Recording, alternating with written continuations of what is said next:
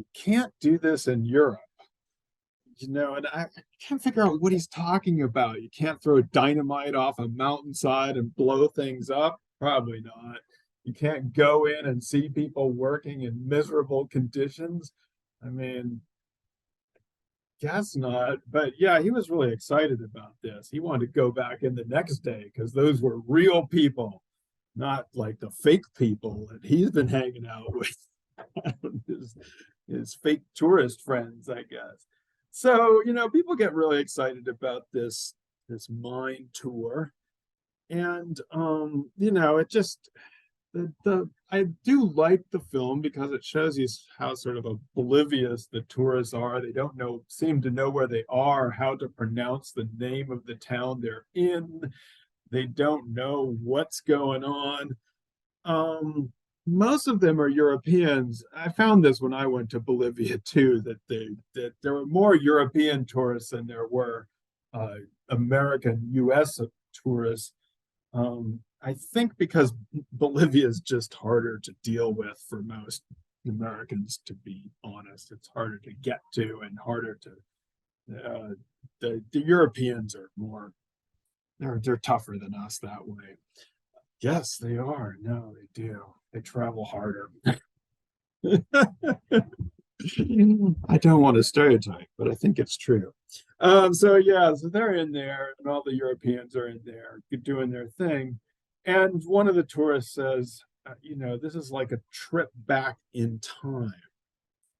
And I think this is just like I said in the last class, in the thesis for this course, is that you know Potosí is still producing metals for the world market, and it's the foundation of some of our modern currency systems.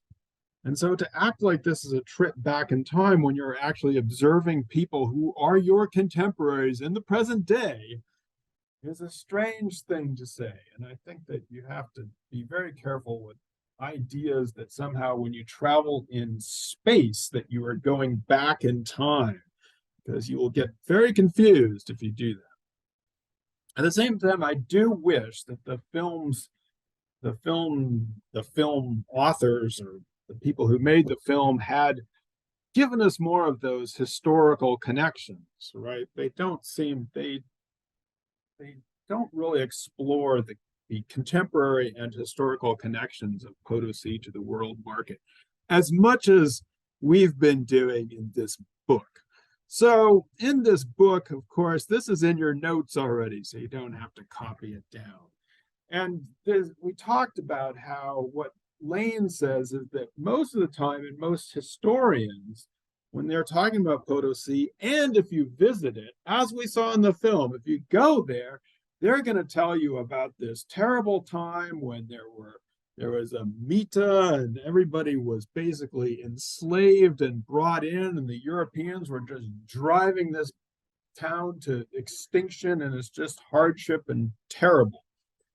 And so this is what Lane says is what you hear from going to Potosí, or what you'll read about in most histories, is that from the start, this was just an awful, terrible place run by those greedy Spaniards. And one of the things that I didn't talk about, but I wanted to just mention to you, is it's something that Lane brings up a lot in these early chapters when he's talking about these descriptions of the hellishness of the Potosí mines and the greed of the Spaniards and how terrible the conquistadors are. And then he keeps talking about, well, that was part of the Black Legend. And here is where on page 70 he says the Black Legend was born. And he keeps talking about the Black Legend, but he doesn't really tell us what the heck the Black Legend is. Anybody heard of the Black Legend?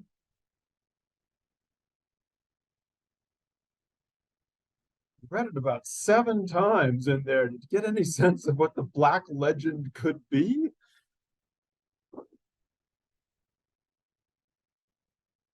Drawing a blank. Yeah, this is something that historians might know about. But are there any historians here? Any true history majors? Truly history? Somebody's kind of, maybe, or you're more education plus history. Right. So we don't have any true historians here. Not that that would matter. I don't even know. Historians know this, maybe. Maybe it's kind of an insider baseball kind of thing, not an inside joke, about the so-called Black Legend, which is, I don't really know why it's called that, but what it refers to is a set of ideas that the Spaniards, to a certain extent the Portuguese, were particularly terrible. That when it came to Spanish colonialism and Spanish rule, that they were greedy bastards who killed everybody and were just the meanest, most terrible people on earth. Now, who might be interested in promoting such an idea? If you think back to how the world's been going, who might be interested in promoting the idea that the Spaniards were particularly awful people? Don't copy this down because there's too many words. Quoting Tony Horowitz.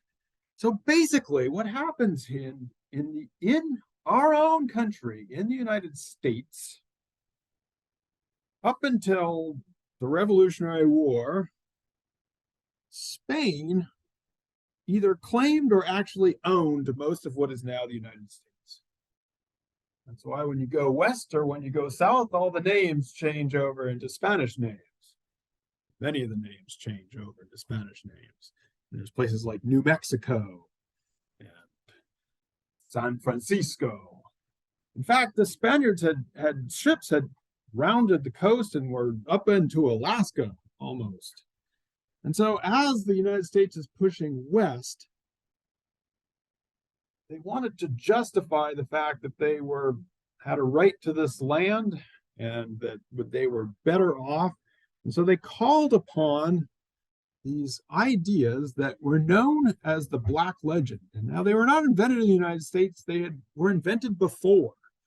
But it's a legend that comes to us from the Northern Europeans, and especially the Protestants, who basically, when they wanted to seize parts of the Spanish Empire and get a foothold into the places where the Spanish and Portuguese had been, put down the Catholics and were like invented or, embellished stories to make it seem like the Spaniards were the most terrible people that had ever been around.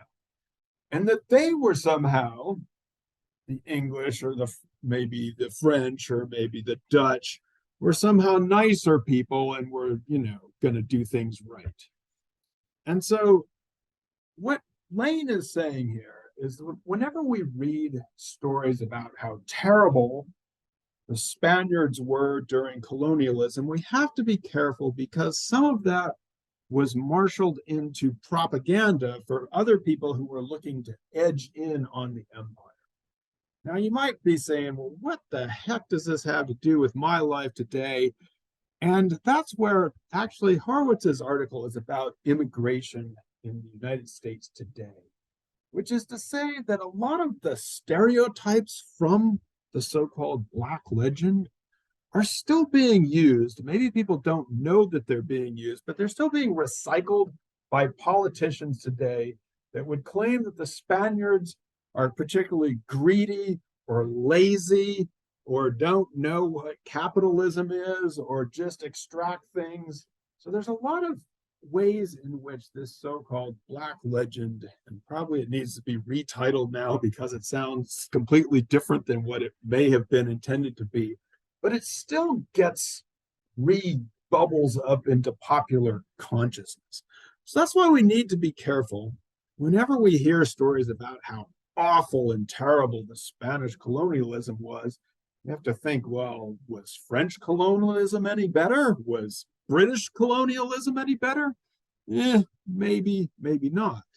And as we read in this book, there were a lot of people, for example, who were protesting or thinking about the treatment of the indigenous population. And apparently, even the King of Spain was sort of grappling with some of the ways in which.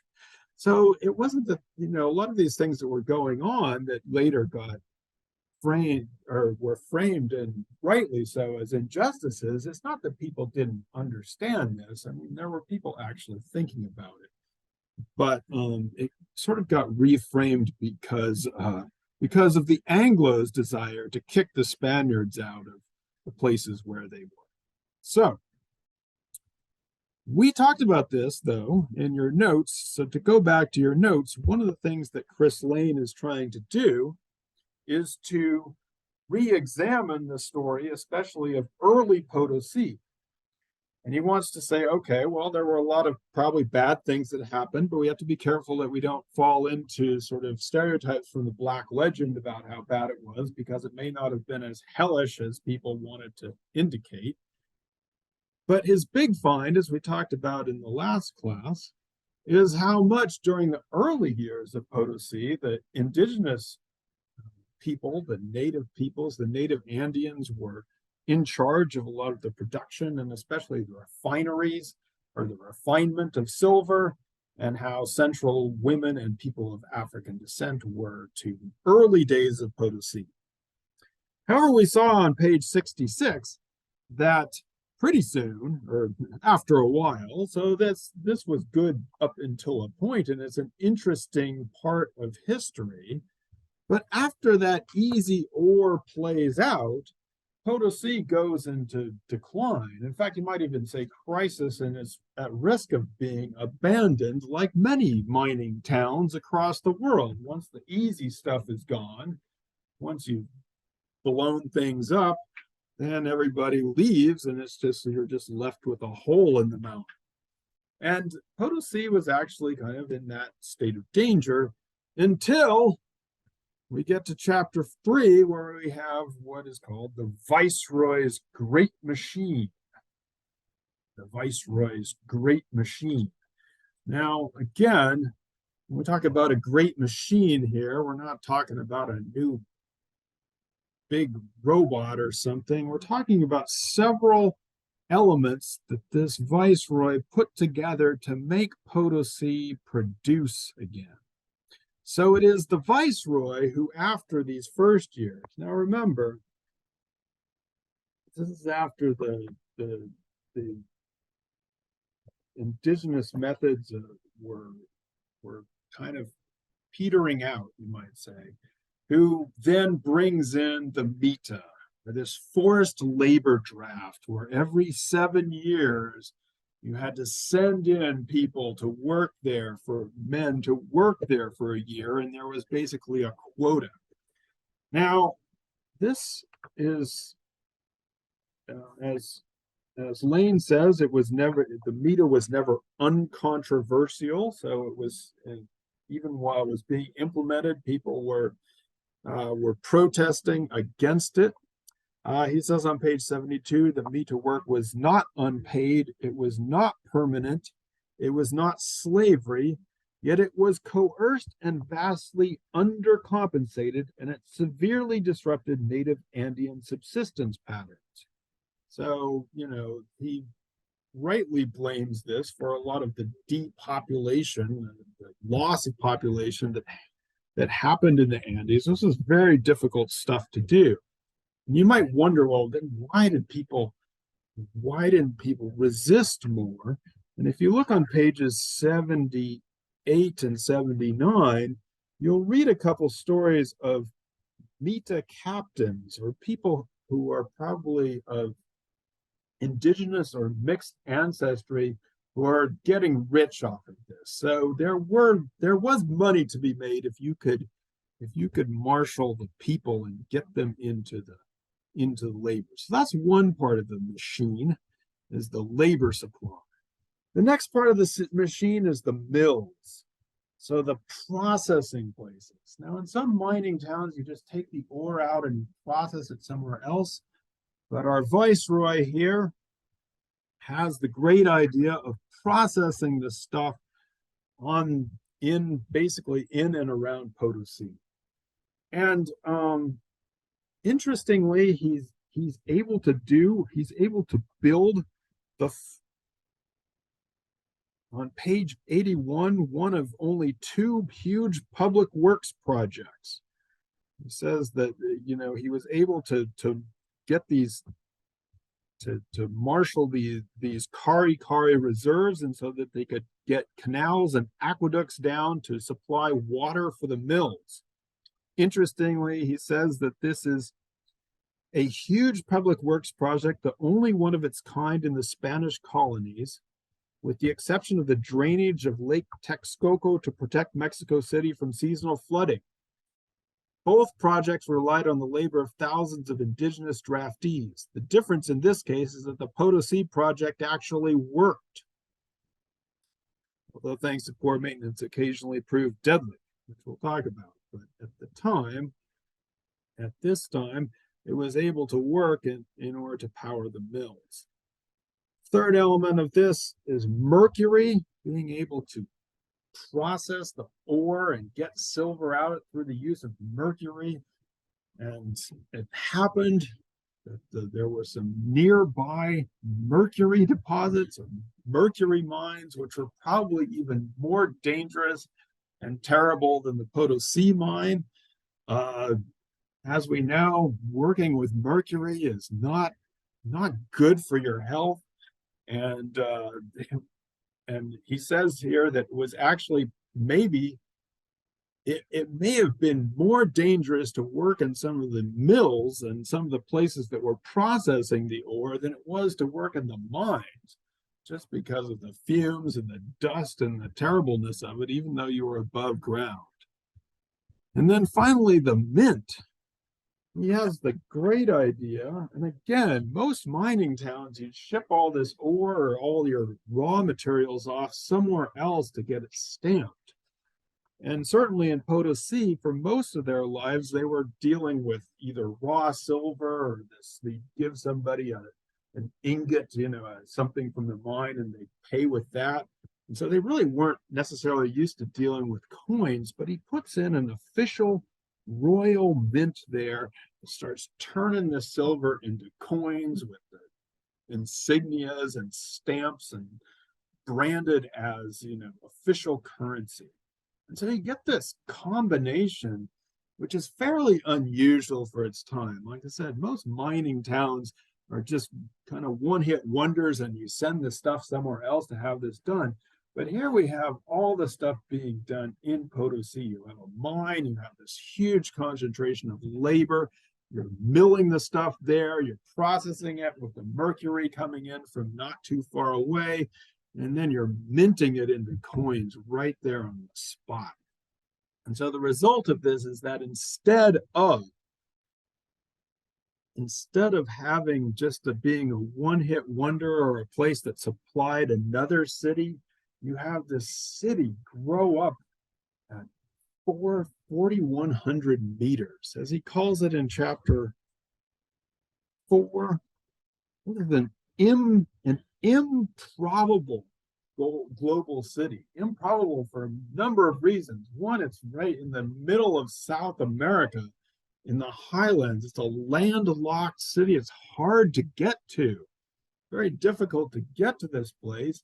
It's at 4,100 meters of altitude. There was nobody living there before, so it's way up high, cold, in the middle of the Andes, a landlocked place, and it becomes a huge and important city known worldwide. So we have, on the one hand, you have this silver, which is flowing into the Spanish Empire, but we read at the end of chapter 3 that you then have silver going out along the coast, getting shipped up to the Mexican port of Acapulco, and then over to Manila, is in the Philippines, which get named because of King Philip of Spain. Another little hidden history, and then why some people considered the Philippines to be somewhat part of Latin America, because they are colonized for so long by the Spaniards as well. And then that's sort of a gateway into Asia. And then you have Asian goods, Chinese silk, and other things coming back into the Americas. Now, this gets cut off at various points by royal decree, but it's hard, as Lane puts it, once this trade gets started, it's hard to just put a stop to it because there was great demand for silver in Asia, and it helped to get the stuff that people had originally wanted from Asia back into the Americas. They arranged grids centered on a main plaza. I think I showed you a picture of that in the last class. So you have this grid, you have streets, you have people running it, you have a police system, you have judges, you have all these things. So it's not, yes, there's still that rough and tumble mining aspect of it. It's rough and tumble.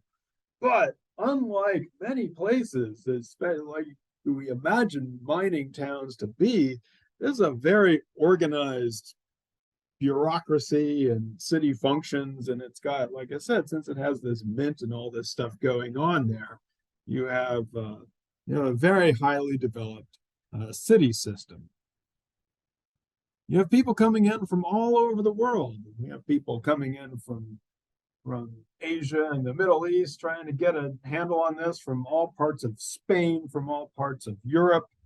You have enslaved Africans being brought in via Buenos Aires in Argentina. So you have a lot of, and obviously different indigenous populations coming in, making this a pretty large city, one of the largest from the early days. And so as a result, this city becomes a huge consumption center for miles around. And miles around, it's trying to get firewood, construction materials, getting shoes shipped in from hundreds, thousands of miles away, silks, Venetian glass, all kinds of stuff was just being brought into the city and being paid for in silver. So you have a lot of things going on in this place, an improbable global city. Now, as I mentioned, when we get to page 99, that's where a lot of people like to talk to us about the women.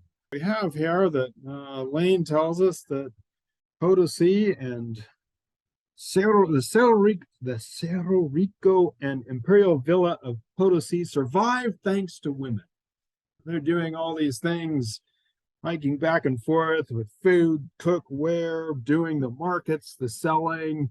And still today, if you go into Potosí, you'll see these markets, which are almost all of them are staffed, run by women. The exchange of all these goods, for the most part, is a world that the women are running throughout probably most of Latin America, but certainly true here. So you have the importance of women here that Lane has brought out and brings out again. He's borrowing here. I used this as the image for, he borrows from an earlier book by another historian, Jane Mangan, called Trading Roles, Gender, Ethnicity, and the Urban Economy in Colonial Potosí. This is a fellow historian who has talked about how important women were in this colonial period and different ways in which women were trading roles. And it made me think, though, I feel like we could push this a little bit. I see a lot of independence. Now, I don't want to overstate this. Perhaps there was probably a lot of dependence and a lot of, we might call traditional patriarchal roles.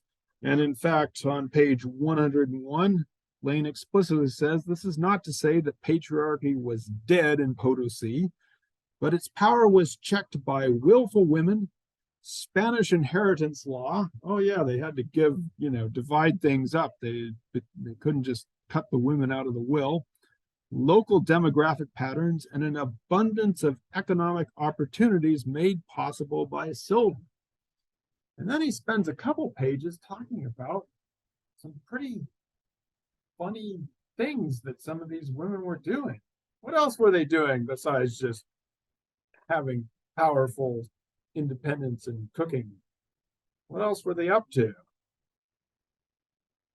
There's a couple pages here talking about some, almost as many pages as he talks about anything else. What else were they doing? Okay, so they got some, you're getting some economic power, more than we would think. Still too boring. What are they doing that's more exciting than that? Huh? Yeah, is it the warrior maidens? What are those warrior maidens doing? Now we're talking. What are they up to? Block quotes from there.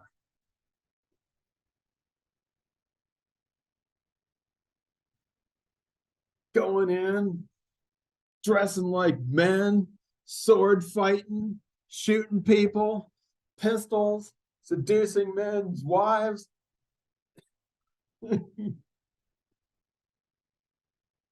me ask you something. If in today's world, I started telling you about a woman who was dressing like a man and sword fighting and shooting people and seducing men's wives and getting in duels, what might you think we should talk about? Yes, Marcus.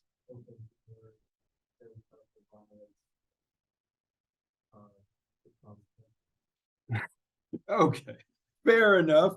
We might be worried about the violence here, but could we put it in any contemporary terms that we know about?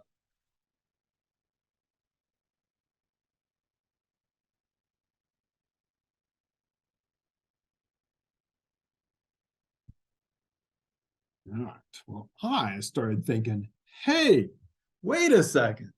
Is this simply a woman who is dressing like a man just for, the power of it? And maybe that's true. Or are we maybe talking about some transgender stuff? Maybe somebody is identifying as a man. Maybe that's, maybe they didn't want to be a woman. I started to wonder, well, wait a second. Hey, maybe there's other things going on back in that world as well. Now, you could accuse me, and many people have done, that we don't want to simply project our contemporary ideas onto the past 400 years ago.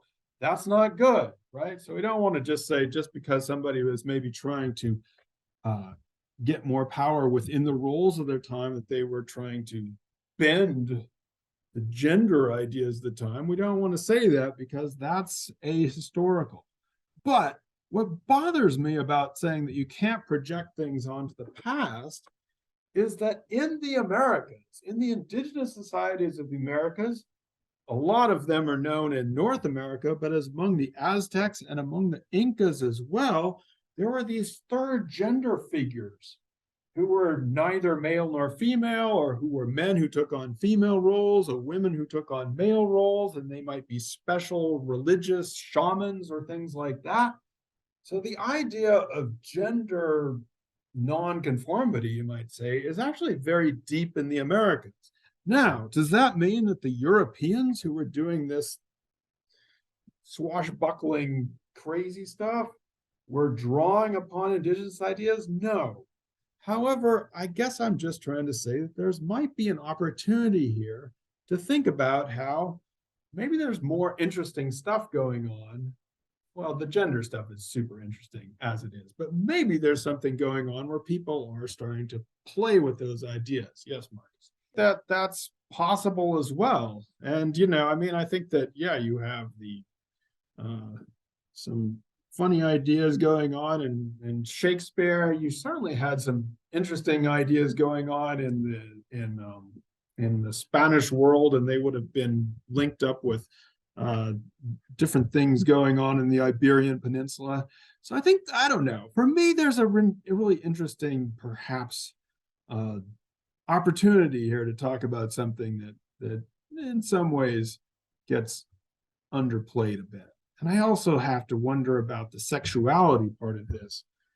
Fortunately, nobody quoted from that long passage about the guy who has late stage syphilis, because that was yucky. I only wanted to read that once, so thanks for not quoting that. But at the same time, I feel like, and I might be making this up, I feel like there's a lot of heterosexuality and a lot of people getting married and a lot of prostitution, but it's women serving men. But maybe there were some other sexual identities going on here. And if this was really one of the first global cities, I wonder to what extent that was possible. So it just leaves me with some questions here. I think that I think there's still yet more to be written about this. I guess I'll say that, or more to be said about this that leaves us hanging a bit. Anyway, this is a city, Potosí. And we talked about this in the last class, whenever you have the wealth come in, all of a sudden you're going to have things like drugs and consumption, and there's a decent amount of prostitution and people who are gambling, and there's some great stories about gamblers and the games they played and the cards, and the people would have to go in and say that they renounced gambling forever or for a certain period of time. It's, that always works. When you renounce gambling, you're never to do it again. That usually happens. So there's that going on in this city. It is a sin city, but also there, or maybe this is all part of the same dynamic. You have a very literate tradition and a lot of writing and painting and art going on there, and you have these a lot of people.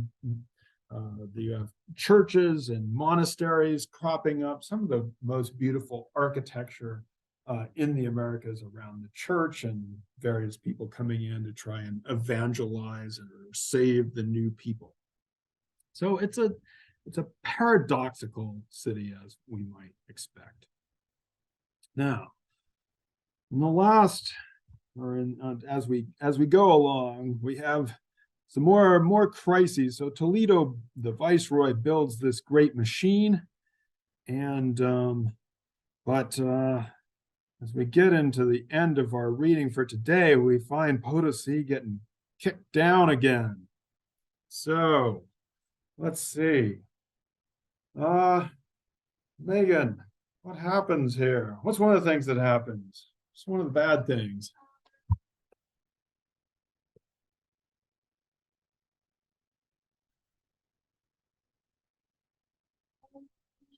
Rumbles, gangland rumbles, yeah. Yeah, you have a kind of what is called a war, the war of the Basques and the Vicuñas. It's kind of strange. We talked a couple classes ago and about the Basque region of Spain, and this place where they speak a language that is completely unintelligible to Spanish, Basque, and that a lot of the people who came into Potosí, I think Regina mentioned, were the iron workers, were from this Basque region, and so they got kind of a powerful, if minority, position in the city. They were speaking their own Basque language, and they had their own Basque ethnicity there. And they ended up fighting people who took the name of Vicuñas, which was because of a hat that was named from Vicuña wool, which is the Vicuñas. You have your llamas and your alpacas, which are both domesticated, but then the Vicuñas are sort of up higher even and are wild, basically wild llamas, you might say, a version of llamas. And so but they were basically non-Basque Spaniards. But as Blaine says, and we talked about, Spain was not really in itself a nation at the time of the conquest. People had allegiance to their various regions and various kingdoms. And what Potosí in the Americas, a lot of people kind of, that faded out. In the same way that many of us in the United States, we've lost our sort of Italian, Irish, etc. ethnicity. In the same way, the people from the various regions of Spain would either marry each other or have children here, and they would consider themselves to be Spanish, not from that region of Spain. But in Potosí, there were enough immigrants that they kind of preserved this ethnic distinction. And for me, it was interesting when I went to Potosí, the guide was talking, and you could see the different architectural styles from the different regions of Spain still there. So it wasn't just that they were Spanish, it was like they put on their own architecture.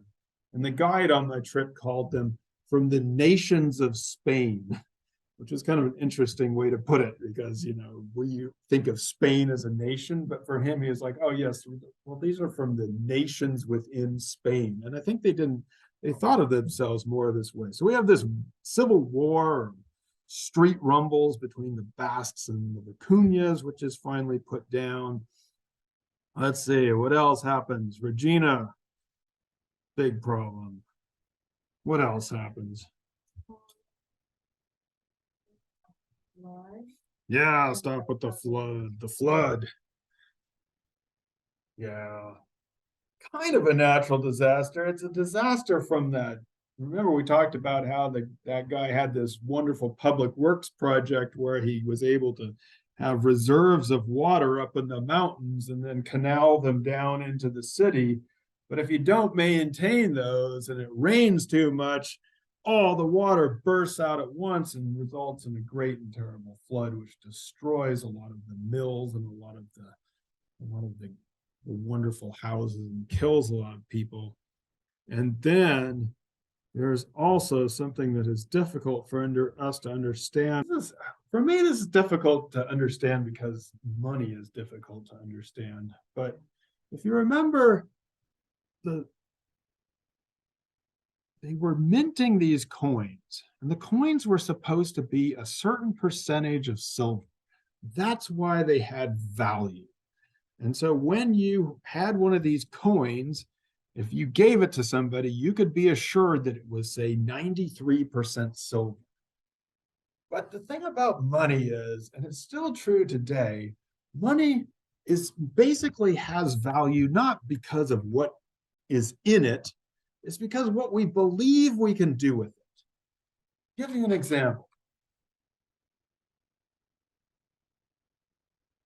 How much is this worth? $1, right? So, but the thing is, this is just a piece of paper, right? It's not really worth anything. How much is this worth? Oh, why did that feel bad? Why did that cause you physical pain? Right? It shouldn't matter at all. It's just a piece of paper. Oh. Yeah.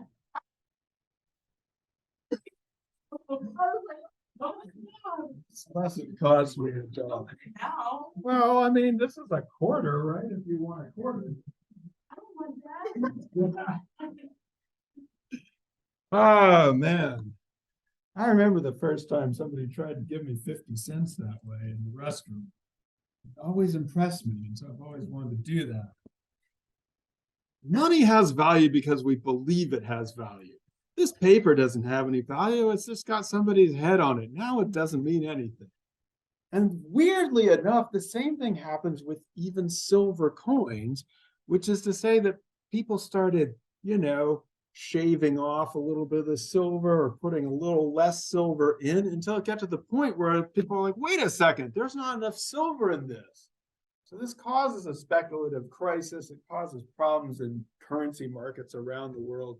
But it's something that, for those of you who've been trading in Bitcoin and various currencies of today, about, which is that, currency has value based on our belief that we can do something with it to come with. But really, currency is about faith and belief. And you really should ask yourself why ripping up $1 causes you emotional and physical distress, because it's just $1. Whew. Yeah, exciting. All right, so where do we get to? I didn't want to put that all at once. It's supposed to come out easy, slowly. So we have here, maybe not, I don't know if it's, maybe we should, let's call it the first global city, in the sense that this was a place that comes from nowhere And it's a place where people start to reimagine or rethink their identities. And so in traditional societies, people's identity comes from being part of a family or part of a group or part of an ethnicity.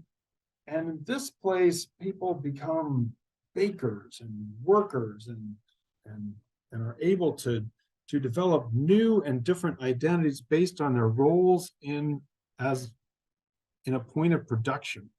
We've talked about how people are starting to rework, rethink, reimagine ideas about gender and sexuality, things that we think of as very important for our own contemporary period. We talked a little bit about the education and literacy and being able to read and write and go to school and pass along knowledge through books and be able to refine things. And of course, the idea of having mills and producing things and finance and industry, of being able to go from having nothing to having wealth and opulence and being able to show off and gamble and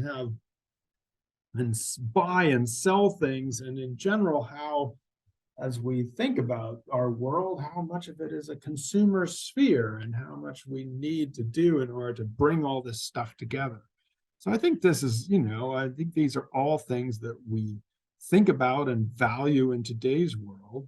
At the same time, we see in this early city 400 years ago, and again, by the way, this is happening so early on as compared to many of the places that we know in the Americas and our own hometowns. We see this strife between Basques and Vicuñas. We see exploitation of one group by another. We see massive amounts of inequality. We see the environmental issues that happen when you denude a whole landscape of trees and you create these things that then result in floods and environmental crisis, and the water gets all polluted. And you see what happens when people start ripping money up and start debasing the currency, and things go up and down, and all of a sudden there's crashes and booms, and you think you have your money in the stock market, and then all of a sudden it's worthless. So if we think about our world today, I would like to believe that a lot of the things we are thinking about today are exactly those things that people were thinking about in a microcosm back in Potosí 400 years ago.